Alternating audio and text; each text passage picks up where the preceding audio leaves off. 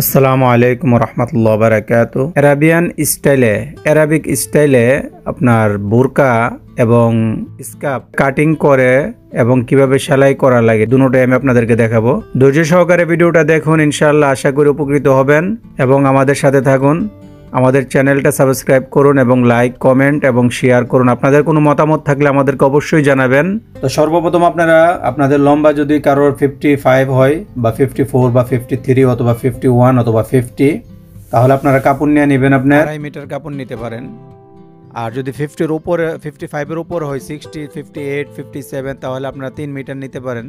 আর গজের হিসাব করলে 3.5 গজ অথবা 3 গজ, ঠিক আছে। 55-এর নিচে হলে 3 গজ আর 55-এর উপরে হলে আপনার 3.5 গজ নেবেন, ঠিক আছে।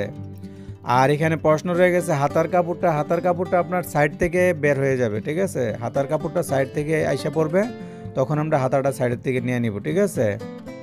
এই যে দেখুন সাইডের কাপড়টা যেখানে কিচি রাখছি এটার থেকে হাতা নেব। এখন দেখুন আমি হাতাটা কাটিং করতেছি। আপনার সাইডের কাপড়টা থেকে একটু আগে দেখলেন বডিটা আমি কাটিং করছি, সাইডে যে কাপড়টা ছিল এই কাপড়টার থেকে এখন আমি হাতাটা কাটিং করতেছি।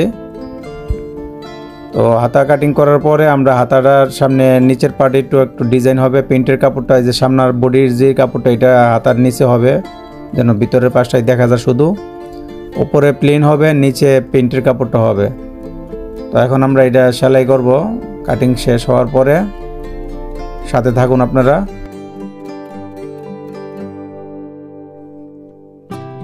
এখন হাতাটা আমি সেলাই করতেছি এবং যদি ফুল ভিডিও আকারে আপনাদের কারোর প্রয়োজন হয় তাহলে আমাকে বলবেন, কমেন্ট করবেন, ইনশাআল্লাহ আমি ফুল ভিডিও করে দেব।